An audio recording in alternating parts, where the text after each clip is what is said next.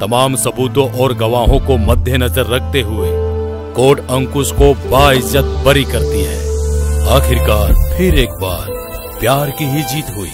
साल भर कैसे बिना तुहरा बीतल, आखिर ये सोना मोहब्बत ही जीतल। साल भर कैसे बिना तुहरा बीतल, आखिर ये सोना मोहब्बत ही जीतल। जान हो दिल से रिहा हो गईनी, काट के साजा तय हो जान दुनिया के प्यार की देखावे, आजा से नूरा लगावे, आजा हो किए हो जान हमारा के अपन तू बनावे, आजा से नूरा लगावे, आजा हो।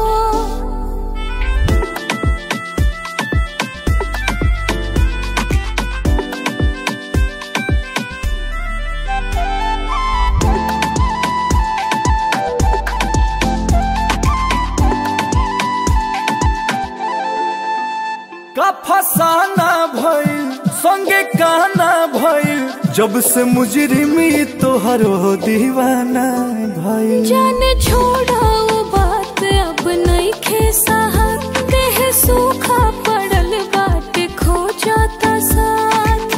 बेरी बेरी तू याद पुराना का कर लू ताजा, तय हो जान दुनिया के प्यार ई देखावे, आजा से नूरा लगावे, आजा हो किए हो जान हमारा के अपन तू बनावे, आजा से नूरा लगावे, आजा हो।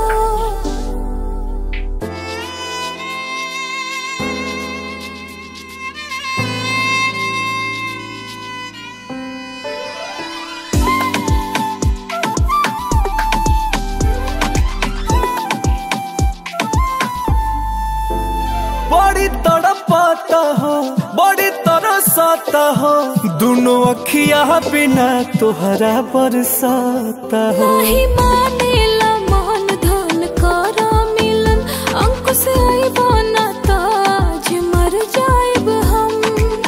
तुहरा बिना जान जी नहीं पई है, बोस आ राजा तय हो जान दुनिया